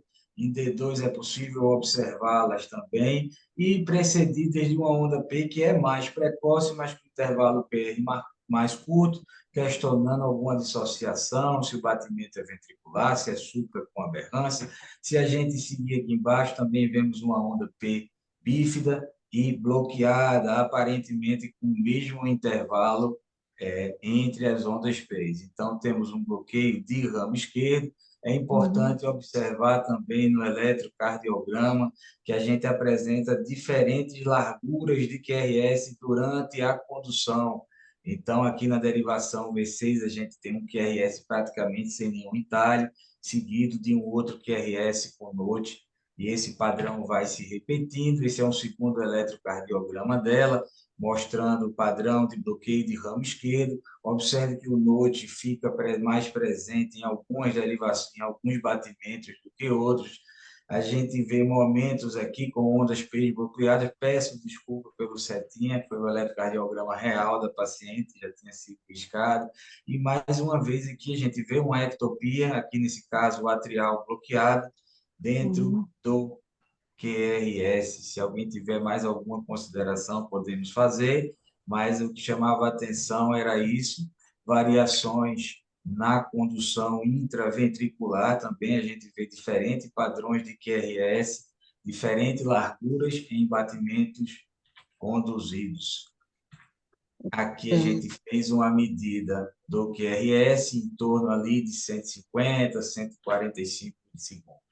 Nesse momento, então, a paciente chegou na emergência com esse eletrocardiograma e com queixa de insuficiência cardíaca e aquelas ondas P bloqueadas, né? A gente pode voltar aqui um pouquinho, não há alargamento no intervalo PR entre as duas ondas P, então a gente segue o mesmo intervalo PP, essa onda P não é precoce e não precedida de alargamentos no intervalo PR, lembrando um padrão de Mobitz do tipo 2, é um paciente com bloqueio do ramo esquerdo. Se alguém quiser comentar. Apresenta uma doença do sistema de Difuso, condução né? bastante grave, né? Então, a gente tem o QRS bastante alargado, há um distúrbio de condução. O PR dela também já é um PR um pouco avantajado, 220 milissegundos, o que não é muito comum a gente encontrar distúrbio de condução intraventricular com intervalo PR alargado, mas diante do uso de beta-bloqueador, etc., uma doença do sistema de condução bem avançada, 88 anos de idade, é uma paciente que, evidentemente, ela, além da questão aí relacionada com a morfologia do QRS, como você já colocou, bloqueio de ramo esquerdo com 150 milissegundos, mas há uma doença do próprio sistema de condução, além de arritmias atriais e ventriculares, provavelmente. É um eletro bastante alterado. Perfeito, Luiz. Então, nesse momento, ela chegou na emergência com essa queixa de insuficiência cardíaca, sintomas clássicos, foi submetida, né, a diurético, terapia, e apresentava eletrocardiograma com aquele padrão de bloqueio de ramo esquerdo e eventuais ondas P, sugerindo a possibilidade de um óbito do tipo 2. A gente só via ondas P isolada, ainda poucos traçados. Então, nesse momento, surge primeiro questionamento, que a gente, o que é que a gente poderia fazer com ela? Indicamos o marca-passo provisório já nesse momento, e em seguida o ecocardiograma, pensando que já precisamos de um marca-passo definitivo, ou a gente também vai além do ecocardiograma do provisório, também já indica uma coronariografia de casa, porque poderia ser isquêmico, além de um holter para indicação, não fechando ainda a indicação de marca-passo definitivo, ou não, já indica o marca-passo definitivo direto, já manda direto para a sala e manutenção das drogas para insuficiência cardíaca, ou a gente suspende os beta-bloqueadores e segue na investigação da bradicardia e da doença do sistema de condução com um novo eco e um novo holter, ou ainda a gente adiciona a essa investigação uma coronariografia. Então, basicamente, se passamos provisório, qual a investigação, se já indica marca-passo e se é necessário uma coronariografia que é que a gente poderia fazer aqui nessa... O que é que vocês sugeririam? Ou eu Tem posso passar? possibilidade aí de votação aí do pessoal ou vai ter que ser no chat mesmo aqui? Tá para o nosso chair aqui, o Lenine, tem, vou abrir para votação essa plataforma? Acho que não, né? Se não abrir, a gente comenta cada um dos itens, né? Rapidamente, né? Melhor Perfeito. fazer dessa forma. Uhum. Pronto. Eu acho assim, todas essas possibilidades no mundo real são possíveis. A gente vê isso no nosso dia a dia, nas condutas dos emergencistas, intensivistas, unidades coronarianas. Claro que tem algumas peculiaridades, né? Por exemplo, há uma certa aflição de fazer uma cineangiocoronariografia Uhum. CAT para poder buscar etiologia ou alguma reversibilidade de distúrbios de condução, o que de fato não há uma evidência clínica favorável nesse sentido. A gente sabe que quando existe uma doença do sistema de condução nesse ponto, não é o beta-bloqueador que está provocando Ele isso. está fazendo essa. Provavelmente, nem tampouco a isquemia. Mesmo que essa paciente fosse coronariana, que tivesse passível de revascularização, ela poderia melhorar a função ventricular, mas provavelmente não iria melhorar o sistema de condução dela. Então, não no que não haja uma indicação clínica, mas nesse momento eu acho que era importante a gente avaliar a função ventricular, que pelo que você fala da parte clínica, deve ser muito deteriorada, os medicamentos, ela já usa 3 pilares aí, só falta aí a Da dapaglifosina, mas ela já usa paglifosina. 3 pilares. Eu acho que poderia ter um entendimento melhor em relação ao eco, a questão do Holter, mas um outro ponto também que eu queria a opinião de vocês é a suspensão de medicamento, né? Então, suspender Posso? medicamento porque está apresentando algum grau de bloqueio numa paciente que tem que ficar vigiada e tomar uma decisão rapidamente, né? Então, suspender É, remédio vai deteriorar a parte clínica. O CAT eu talvez não seja acho. favorável. Então, é o momento de Eu, decidir. Tem indicação de estimulação cardíaca direta e qual o modo de estimulação? uhum. Eu acho que essa paciente, essa dose mínima de beta-bloqueador não está influenciando tanto assim na doença do sistema de condução, porque a faixa etária que ela apresenta é uma faixa etária avançada, ou seja, é peculiar, muitas das vezes, esses pacientes apresentarem essa deterioração do sistema de condução, e não vai ser a dose baixa do beta-bloqueador que vai estar influenciando nessa evolução.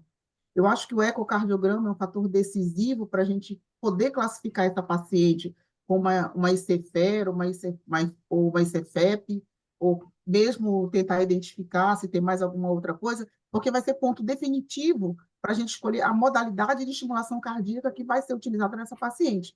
Porque marca-passo definitivo, nós sabemos que ela tem indicação, agora nós temos que escolher a melhor técnica, a melhor estratégia de estimulação cardíaca artificial nesse caso.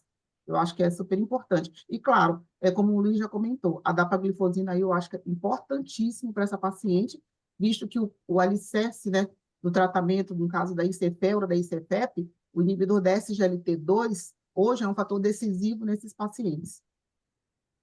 Perfeito. Então, vou contar o que é que a gente fez com a paciente, tá certo?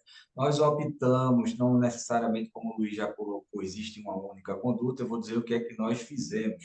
Então, ela apresentava a maior parte do tempo com um ritmo bom, com a condução 1 para 1, eventuais episódios de bloqueio, nós decidimos não passar o provisório de cara. Uhum. Como não passamos o provisório, decidimos manter sem o beta-bloqueador inicialmente e procedemos à investigação adicional, apesar do grave doença do sistema de condução. Então, já tem bloqueio de ramo esquerdo, alternância aí na condução intraventricular, na verdade, variação do grau de condução intraventricular.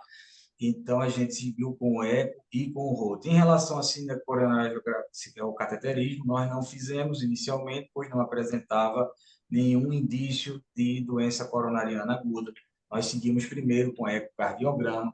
Esse era o ecocardiograma dela, uma fração de ejeção por Simpson de 37%, um ventrículo esquerdo de 60 de diâmetro, para ela foi considerado aumento importante, porque ela era pequena, o átrio esquerdo de 44, com 106 de volume, aumento importante do átrio, septo e parede posterior de 11,10, uma dilatação moderada do ventrículo esquerdo, e aumento da espessura igual a hipodifusa, aumento da espessura em grau leve, perdão, e apresentava esses distúrbios aqui na válvula aórtica, estenose discreta, um IAO moderada, já em tratamento conservador, já era conhecida essa situação pelo seu cardiologista, que também nos informou que em 2023 ela já tinha um cateterismo cardíaco com coronárias sem lesões, então, quando ela tinha 87 anos.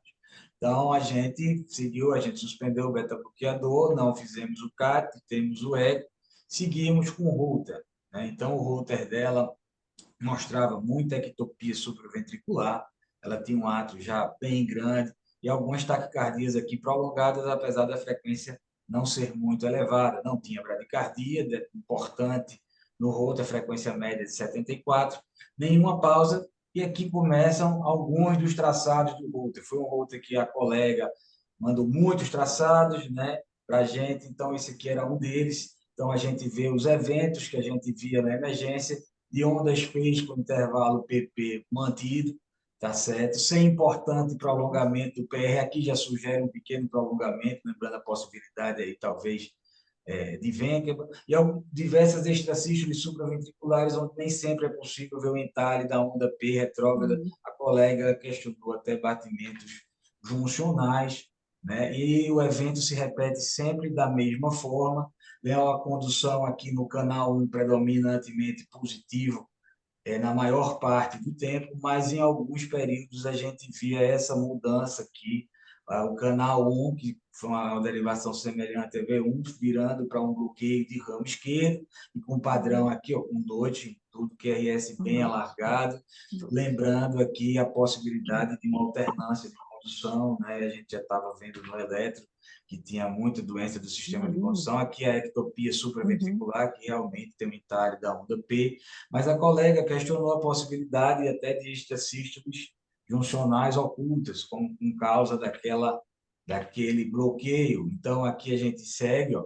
Então, mais um intervalo aqui, mas nesse caso uma extracístole atrial bloqueada, tem um entalhe dentro do segmento ST, não tem aquela mesma onda P bloqueada com intervalo PP. Observamos aqui, ó, após a próxima condução, um QRS diferente, né, uma variação importante na condução intraventricular, e assim seguem-se vários batimentos com conduções diferentes. Lembrando que o Holter, a gente pode ter variações, mas não dentro de uma mesma, né, do mesmo momento, né? Pode ter mudança de posição, o próprio paciente pode mudar o eletrodo, de forma que ele não é a forma ideal de dar bloqueio de ramo alternante, dá esse diagnóstico. Então, aqui a gente vê a extracístole supraventricular, aqui onde ele fez um padrão semelhante a um 2:1 a paciente, com QRS de larguras bem diferentes. A gente vê aqui o QRS mais largo, aqui o mesmo eixo de ativação ventricular, agora com a condução um pouco mais rápida, fazendo períodos de 2:1, e aqui os episódios onde ela faz as taquicardias atrás desse batimento aqui ainda parece normal, não é ectópico, mas os seguintes têm realmente ondas phase, ou entalhes de onda phase ectópicas, e aqui sugerindo até uma aberrância de condução, um eixo de ativação bem parecido com o anterior, mais uma taquicardia. E aí, diante agora desse caso, temos o eco, temos o Holter com esse padrão de bloqueio semelhante a um 2:1. A colega questionou a possibilidade de extracístole juncional oculta no átrio, né, já que os bloqueios eram poucos e a presença de grande parte de ectopias, e vários padrões de condução intraventricular. Então, nesse momento, eu vou abrir agora para mais uma discussão. Aqui a gente se deparou mais com alguma dúvida, eu abri seis opções, até aproveitando a aula do Evilásio aí. Então, o que é que vocês pensam que a gente poderia fazer agora? Um estudo eletrofisiológico para confirmar a doença grave do sistema de condução ainda e colocar o marca-passo ou alguma dúvida em relação a isso. Um marca-passo convencional mesmo, né, já que não tem uma fração de ejeção menor que 35, ou uma ressincronização da forma convencional, biventricular, com ou sem desfibrilador, para uma paciente de 88 anos com cardiopatia não isquêmica, ou já partimos para uma estimulação do sistema de condução, seja ramo esquerdo, risco, ou ainda, por último, uma forma híbrida, né, como o Eduardo falou, o LOS-CRT, que seria o ramo esquerdo com o eletrodo do seio coronário. Então, fica aqui agora nos deparamos com essas possibilidades. Gadelha, eu acho que da sua apresentação, acho que no mundo real você conseguiu um monte de informação que são contundentes, né? Uma das que eu achei interessante é o seguinte: o distúrbio de condução dela é grave, é um distúrbio de condução intraventricular. Provavelmente é um bloqueio infriciano, às vezes até o PR longo, o pouquinho que ela tem, de 0,22 basal, já pode ser um bloqueio até com split do RIS. Não é muito comum a gente ver no dia a dia, mas eu acho que seguramente o estudo eletroficiológico não traria muita informação, a não ser didática, mas não do ponto de vista terapêutico. Segunda coisa, a fração de ação dela é 37, mas ela tem uma essência mitral já moderada, então provavelmente já está um pouquinho até superestimada. Deve ser uma fração de ação menor ainda, grave. Terceira observação, que concorda com o CAT que ela fez em 2023. Quando a gente vê uma hipodifusa no ecocardiograma, sem alterações segmentares, a chance de ser uma doença coronariana a causa é muito pequena, né? Que tenha causado aquele estrago todo. Um ADA que ocluiu, um ACD que ocluiu, não ia causar uma hipodifusa com fração de ejeção muito baixa. Então, já denotando que provavelmente se trata de uma doença muscular ou uma dissincronopatia. Então, a partir desses dados, eu acho que abre luz para que a gente decida. Aí eu passo a palavra aí para a Márcia e Fagundes, por favor. Então, aqui tem uma coisa que já ilustra uma questão. Tem uma pergunta colocada aqui nos QIA, que é: quando um paciente com insuficiência cardíaca vai necessitar da utilização de marca-passo? É uma pergunta bem abrangente. Obviamente que todo paciente com insuficiência cardíaca ele pode desenvolver qualquer uma das condições que estão previstas na nossa diretriz para a indicação de marca-passo, por disfunção do nó sinusal, por uma doença do sistema de condução avançado, bloqueio atrioventricular, e esse paciente ele apresenta vários exemplos como o Luiz já falou, de um comprometimento grave do sistema de condução, que dispensa até o estudo eletrofisiológico, porque a gente já tem um bloqueio de ramo que está claudicando, um bloqueio atrioventricular sem vênquiba, períodos de 2:1, então é um paciente que esse é um exemplo clássico de uma necessidade da colocação de um marca-passo no contexto da insuficiência cardíaca. A indicação para terapia de ressincronização, ela caminha em paralelo, né? Parece que a nossa paciente aqui também tem, porque está internando com insuficiência cardíaca, tem uma fração de ejeção muito baixa, tem um complexo QRS largo, oscila, mas na maioria das vezes é largo, com o critério de Strauss, que é o entalhe, que fica bem claro ali na parte final, nas derivações à esquerda. Então, é um paciente que, na vigência da necessidade de ter a estimulação cardíaca, a melhor modalidade para ela é a estimulação que evita a dissincronia. Evilásio falou aqui, ou na aula dele, uma série de caminhos que foram percorridos nesses 60 anos aí para evitar dissincronia, para evitar disfunção induzida pelo marca-passo, e cada um deles sendo chamado de estimulação fisiológica. Aqui, a preferência ainda é pela estimulação biventricular, é o que está nas diretrizes. Essa é um paciente que se encaixa no perfil do estudo BLOC-HF, que mostrou que a estimulação biventricular é superior à estimulação convencional. Quer dizer, a gente poderia até colocar o marca-passo convencional aqui, como está na opção B, mas a chance de descompensar e piorar a insuficiência cardíaca é muito grande, que chega a 20% em um ano de descompensação e piora a insuficiência cardíaca. Mas hoje a gente já tem elementos suficientes para dizer que a estimulação direta do sistema de condução é uma alternativa eficaz, mais barata, prática e nas mãos de quem sabe fazer, pode alcançar resultados que podem resultar em remodelamento reverso mais exuberante do que até mesmo do que a estimulação biventricular. Então, dessa forma, Gadelha, eu escolheria aqui para essa paciente, de acordo com a preferência em nosso serviço, a estimulação do sistema de condução, porque barateia aqui você colocar, respondendo mais uma pergunta que está aqui no QIA, o colega pergunta o seguinte: a estimulação do ramo esquerdo é feita com o modelo habitual de marca-passo, mudando os geradores? Sim, é um marca-passo comum, é um marca-passo de dupla câmara. Você só precisa de uma bainha dedicada, que custa algo em torno de uns R$ 1.000 e poucos, para direcionar um eletrodo que serve para qualquer ponto do ventrículo direito, mas aqui vai captar ou feixe de RIS ou o ramo esquerdo via septo profundo. Portanto, é uma alternativa mais barata do que a terapia de ressincronização com 3 eletrodos, com a bainha de seio coronário e o Democratizou, gerador de popularizou 3. a ressincronização, não é isso?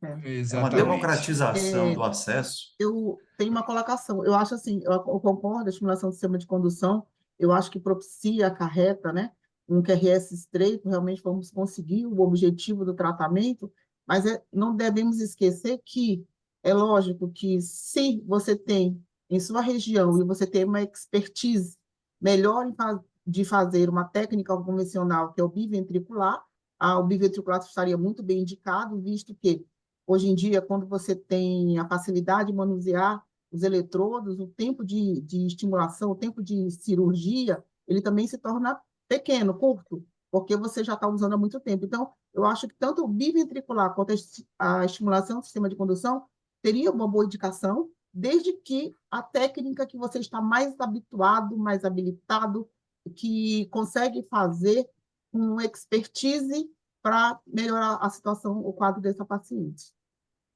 Eu Por último, gostaria eu queria só comentar rapidamente o desfibrilador, a não opção, né?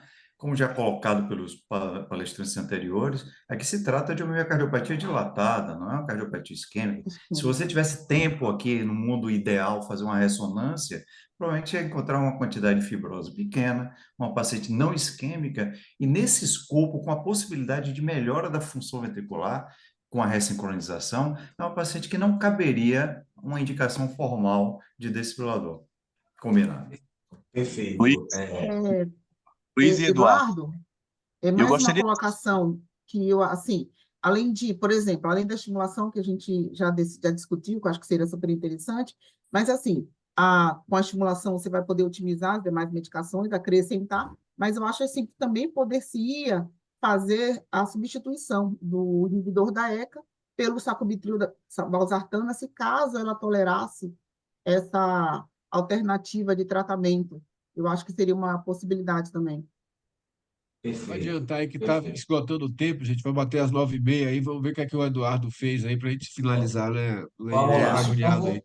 vou rapidinho, né? Então, rapidamente, eu vou só trazer a dúvida da colega aqui. É um caso, ela questionou a questão da extracístole obiciana, não é uma coisa que a gente vê todo dia, mimetizando bloqueio de ramo esquerdo. Então, a gente pegou esse caso do Dias aqui de 2014, onde a gente tem um elétron com bloqueio sugerindo móbiles do tipo 2 sem alargamento do PR, mas chama a atenção o QRS estreito, então a gente vê ondas P sinusais bloqueadas sem alargamento do PR, com aquele padrão de apenas uma onda P bloqueada eventualmente. E aqui alguns parâmetros, mais uma vez, extracístoles, a gente vê excesso de extracístoles nos pacientes, inclusive alguns batimentos com morfologia clássica de bloqueio de ramo esquerdo ou de bloqueio de ramo direito. Então, sem a onda P clássica precedendo e mais uma onda P sim, dissociada no estudo eletrofisiológico. Esse caso não é nosso, é um caso da literatura apenas para explicação do caso, mostrando ectopias isquianas bloqueadas, mimetizando um padrão de bloqueio 2:1. Então, no eletrocardiograma de 100 milissegundos, a gente vê aqui um padrão PR, a onda P bloqueada, semelhante ao móbiles do tipo 2, mas o que acontece, na verdade, são ectopias isquianas não conduzidas, e dependendo do intervalo de acoplamento, pode haver também condução com QRS largo. Então, essa foi a dúvida da colega, mas como já bem comentado aqui, nós vimos muita alternância na condução e decidimos não fazer o estudo eletrofisiológico para indicar, e achamos também que a paciente já tinha muita doença grave do sistema de condução, já batendo na trave para ressincronização na classe 1, a fração de ejeção era 37, quase os 35 necessário, o QRS 150, o bloqueio de ramo esquerdo clássico em grande parte do tempo, então batia na trave, também em relação ao bloqueio do tipo 2, com a fração de ejeção menor que 40 também, tudo pelas nossas diretrizes, e para a indicação de estimulação fisiológica, também ela sempre com a indicação 2A, como alternativa para a classe 1, ou já para os pacientes com fração de ejeção menor que 50. Então, hoje a gente tem, como a Vilásio falou, um arsenal de tratamentos aí para... Licença.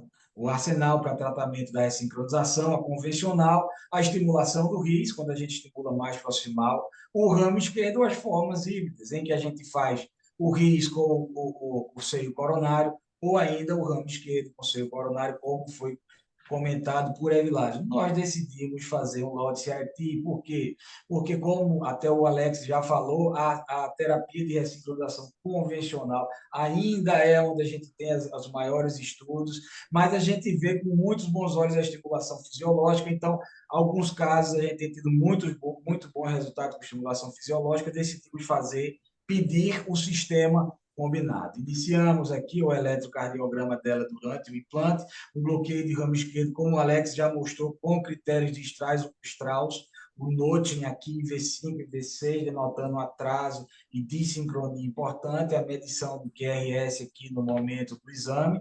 Aqui o que a gente visa, a estimulação, aqui a anatomia do sistema de condução, mostrando os possíveis locais de estimulação do feixe de His antes da válvula, ou após a válvula para a estimulação do feixe de His distal, e como descrito por Leo, a gente pode fazer uso da ventriculografia para otimizar o local do implante, e aqui a gente vê que nesse o ponto de marcação é esse pico da válvula tricúspide aqui, nesses primeiros 10 milímetros, onde normalmente se encontra o feixe de His, ou mais um pouco na frente, mais uma vez aqui o pico da válvula tricúspide, um pouco mais à frente, como a gente pode ver, entre 15 e 35 milímetros, é onde a gente considera a área do ramo esquerdo, onde a gente vai poder pegar o ramo propriamente dito, seus fascículos, ou até mesmo a região profunda do septo do ventrículo esquerdo. Então, nós procedemos à realização da ventriculografia, como temos feito normalmente,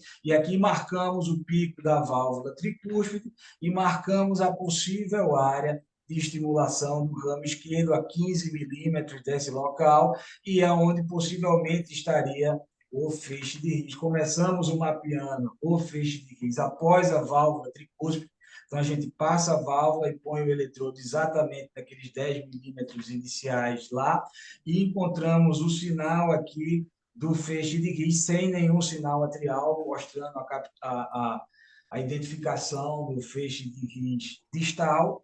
Serviu de ponto para marcações. Hoje a gente tem estimulado também nesse ponto, tem dado ótimos padrões de estimulação, mas a gente adiantou o eletrodo 1 milímetro para frente e posicionamos na possível área do ramo esquerdo, e esse foi o QRS encontrado, tá? Então, aqui, esse é o padrão eletrocardiográfico, padrão semelhante a um bloqueio de ramo direito em V1, com QRS bem estreito, os limiares bem baixos, semelhante à estimulação ventricular, onda R de 12, que também é um padrão muito bom, e os parâmetros aqui do QRS, o pico da onda R em V6, de 65 milissegundos, e um QRS de 114. Não sei se vamos ter mais tempo para perguntas, não posso seguir. Já segui, já está bem adiantado. Então, vamos lá. Então, a pergunta seria o que é que a gente faz agora? Nossa programação é um lote CRT, né? Então, conseguimos aquele padrão de QRS lá, então a gente segue com a implantação do seio coronário, a gente vai para frente. Nós decidimos encerrar, porque já encerraria por aí. Atingir os critérios de captura do sistema de condução, aqui só uma dinamização aqui do que são. Então, o padrão QR' em V1 caracteriza a captura da área do ramo esquerdo. Quando a gente associa a um pico da onda R em V6 de 80 milissegundos, nas amostras estudadas, a gente chegou a atingir 100% de especificidade para captura do sistema de condução. Apenas quando não atingimos esse parâmetro, outros critérios podem ser necessários, como a diferença da onda R pico de V6 para V1, outros critérios, e o Dias já descreveu até que o QRS menor do que 120 segundos, segundo o trabalho também do Puyol Lopes, quando não tem o padrão de R', quando a gente tem um padrão de QRS estreito, semelhante à estimulação esse ano, também significa captura do sistema de condução. Aqui um protocolo proposto, né, adicionando também transição do QRS, potencial do ramo esquerdo, que a gente não teve nesse caso, só tivemos a potencial do RIS, e aqui o eletrocardiograma da paciente em consultório, tá? Essa aqui é o QRS com o padrão do R', aqui o QR' em V1, QRS bem estreito, contudo, observe a ausência de atraso, né, do NOT, do slurring, nada em V5 e V6, e o padrão de ativação completa do ramo esquerdo, com atraso na ativação do ventrículo direito. Ela voltou bem compensada, assintomática, sem nenhuma queixa. E aqui uma comparação do eletrocardiograma dela antes do procedimento e o eletrocardiograma dela após, né, já no nosso consultório, agora está aqui a data, 22 de maio de 24, e o ecocardiograma dela mostrando o posicionamento do eletrodo aqui no cérebro bem basal. A fração de ejeção, que era 37, já agora em maio se apresentou com 60. Esse eco foi feito semana passada, tá? Maio ela voltou, mas o eco foi feito sexta-feira que passou agora.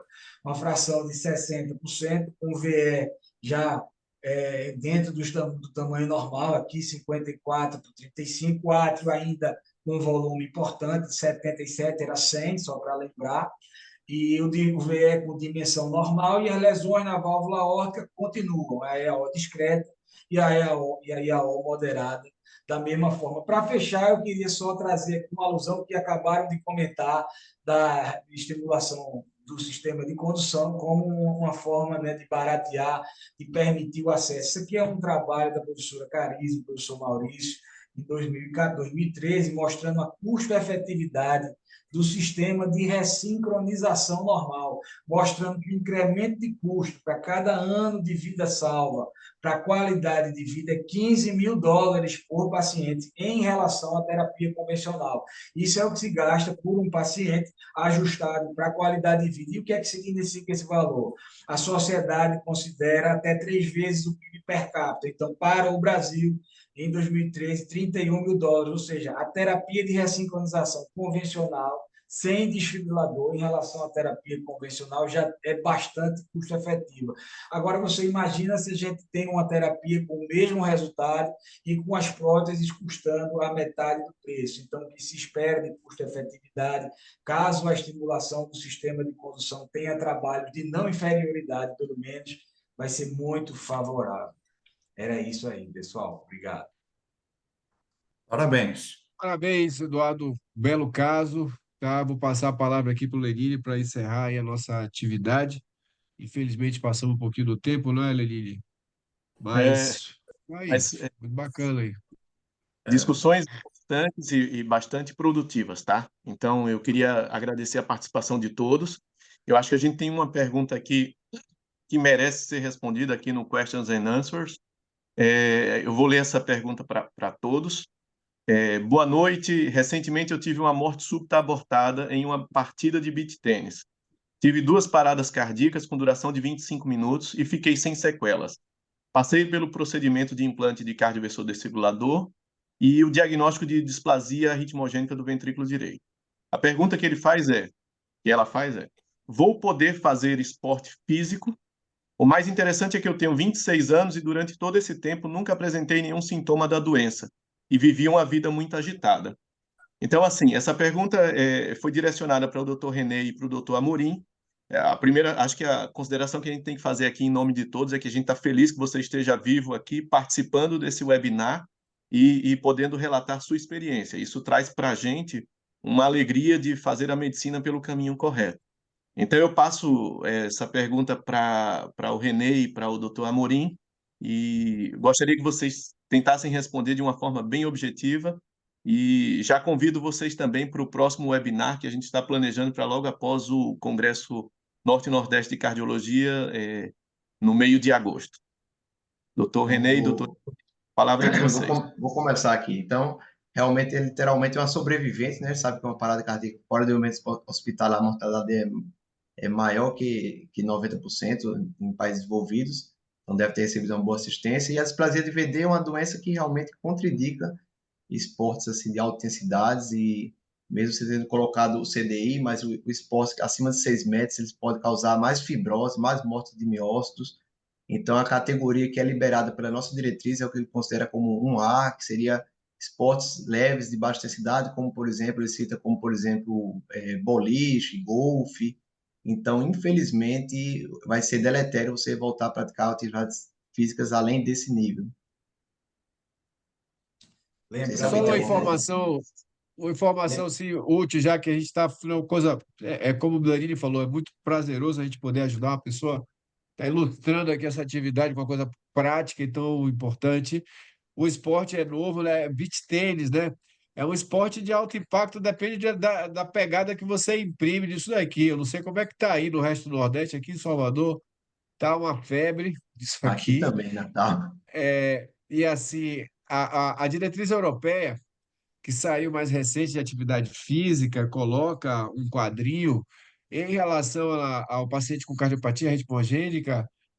O tênis ele não contempla beach tênis, mas o tênis é descrito dependendo de como você jogar. Por exemplo, se for jogar de dupla, já tem uma pegada melhor do que a jogada individual. E como o Amorim falou aí, olha, tem que evitar o exercício extenuante, porque quanto mais esforço você coloca, quanto mais estranho você coloca, você distende fibra, e mesmo tendo o desfibrilador ali funcionando e ajudando, você pode piorar a disfunção da doença displásica, da cardiopatia ritmogênica, mas é possível fazer o esporte recreativo desde que você tenha o entendimento desses limites que não devem ser ultrapassados. No caso do beach tênis, é uma coisa mais difícil, mas tudo depende de como que se organiza, né? Eu achei interessante que eles colocam, né? Tá lá nessa diretriz europeia, os dois, no caso do tênis, o bonequinho ele tá laranja se for em dupla e se for individual já fica mais difícil, já entende-se que tem uma pegada mais forte. Mas cada caso é um caso diferente. Perfeito. Só ia acrescentar, só lembrar, né, que é uma cardiopatia genética e que o esporte pode aumentar a expressão da doença. Então, você pode aumentar a gravidade da doença só pela realização de determinadas atividades físicas. Então, de repente, é necessário uma individualização do teu caso e um acompanhamento, mesmo que você faça uma atividade aí de grau mais leve. Eu também queria acrescentar, além disso, uma avaliação genética também, um aconselhamento genético, rastreamento dos seus parentes, né, de primeiro grau, e alguma condição genética poderia diferenciar a evolução de cada caso. Eu acho que a parte de genotipagem é muito importante. Eu queria agradecer o convite, a Lenine, a todos os participantes, foi um prazer estar aqui, passo a palavra para os encerradores aí, mas foi uma honra estar aqui com vocês, aprendi bastante. Renê, alguma consideração a respeito desse caso? Então, esse caso eu conheço, eu fico contente aí, realmente, vocês falaram que eu ia comentar, mas é interessante como a gente acaba tendo um alcance até, inclusive, nos pacientes, né, com um webinar como esse. Então, é super esclarecedor, né? Realmente, nesse cenário aí, não dá para praticar atividade física de moderada ou alta intensidade, né, devido à doença de base. Então, é isso aí, adaptação e agradecer a Deus porque está vivo e está com o aparelho agora protegendo esse coração. Pessoal, muito obrigado pela participação de todos. Acho que a maioria das perguntas e das dúvidas foram respondidas. Convido vocês a participarem das atividades da Sociedade Norte-Nordeste de Cardiologia e da SOBRAC também.